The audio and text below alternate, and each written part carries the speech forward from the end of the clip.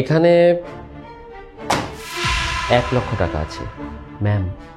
এই 1 লক্ষ টাকার বিনিময়ে আমি আপনার ওই কোমল গালে একটা চুমু খেতে চাই। Kiss, only 1 kiss. সৈকত সাহেব, আপনার কি মাথায় সমস্যা হয়েছে নাকি? কি হয়েছে আপনার? হঠাৎ করে আবল তাবল বকছেন, আর এই যে টাকা কেন এভাবে ফেকছেন?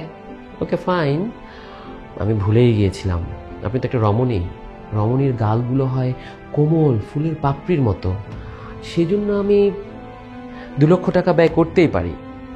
আপনাকে জাস্ট একটা কিস করার জন্যে আমি 2 লক্ষ টাকা ব্যয় করতে চাই। 2 লক্ষ টাকা নিয়ে নিন, আপনার ওই গালে আমাকে একটা কিস করতে দিন, বা চাইলে আপনিও আমাকে একটা কিস করতে পারেন। Just shut up! সমস্যাটা কি আপনার? আপনি কি ভুলে গেছেন যে আমি আপনার অফিসের বস? আপনি আমার সাথে এভাবে কথা বলতেছেন, ফাজলামি করতেছেন আপনি আমার সাথে। আপনি টাকা দিয়ে আমাকে কিনতে আসছেন। আপনার প্রবলেমটা কি? হ্যাঁ, আপনারা তো আমার সাহস দিছে কে? চাকরি হারানোর ভয় আমি করি না ম্যাডাম। আমি জানি আপনি আমার বস, বাট বসের কাছে তার এই স্টাফ একটা কিস চাইতে পারে না। আপনাকে যেদিন আমি প্রথম দেখেছি সেদিন থেকে আপনার ওই গালের প্রতি আমার লোভ। আপনাকে তো টাকার বিনিময়ে আমি নাইট স্টে করতে বা বেড শেয়ার করতে বলছি না, জাস্ট একটা কিস চাইছি। বুঝতে পেরেছি মেয়েরা কিসে খুশি হয় সেটা আমি জানি। আরও 1 লক্ষ টাকা দিব, মানে 3 লক্ষ টাকার বিনিময়ে আপনার কাছে শুধুমাত্র একটা কিস আমি আবদার করছি। আপনি কি আমাকে 3 লক্ষ টাকার লোভ দেখাচ্ছেন? আপনি জানেন আমার কত টাকা আছে? আপনার কোনো আইডিয়া আছে? আপনি আমার অফিসে জব করেন, আপনার কি চাকরির কোনো ভয় নেই? আপনি কি বুঝতে পারতেছেন না যে আমি চাইলেই আপনাকে অফিস থেকে বের করে দিতে পারি? দেখুন ম্যাডাম, টাকা এমন একটা জিনিস যার আছে তারও প্রয়োজন হয়, যার নেই তারও প্রয়োজন হয়। আপনি জানেন টাকা কিভাবে আর্ন করতে হয়, আপনি জানেন কিভাবে ব্যবসা করতে হয়। ধরে নিন এটা আপনার আর আমার জন্য একটা ব্যবসা। শুধুমাত্র একটা কিস করবো আপনার গালে, পৃথিবীর কেউ জানবে না, শুধু আমি আর আপনি।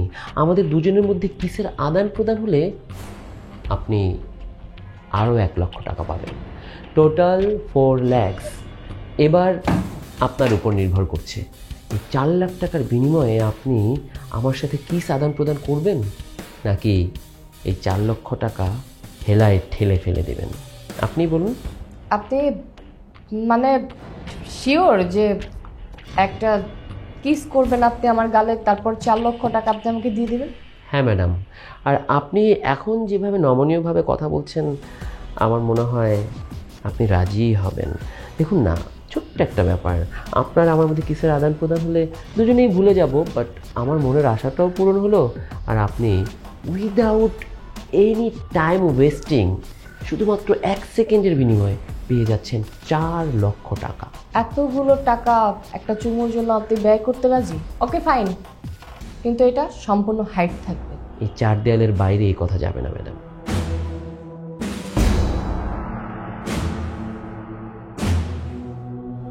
ম্যাডাম,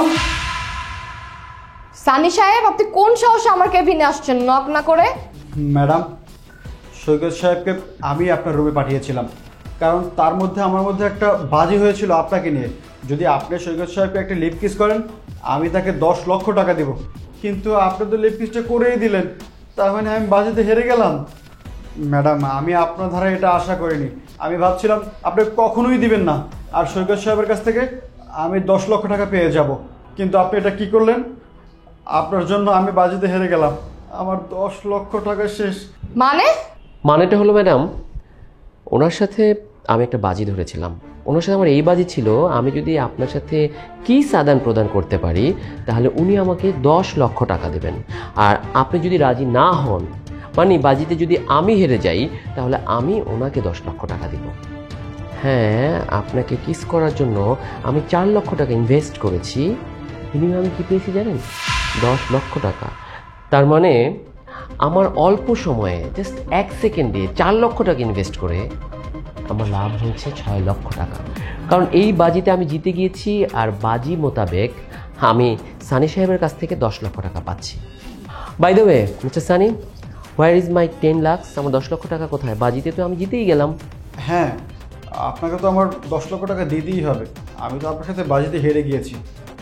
আমার তো ম্যাডামের উপর যে ভরসাটা ছিল সেটা সে রাখেনি। ঠিক আছে, আপনি আমার ডেস্কে আসুন, আমি দিচ্ছি চেক লিখে। Okay fine, let's go.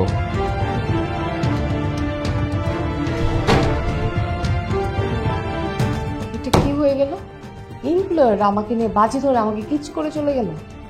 যাই হোক, 4 লাখ টাকা তো পেলাম, খারাপ কি?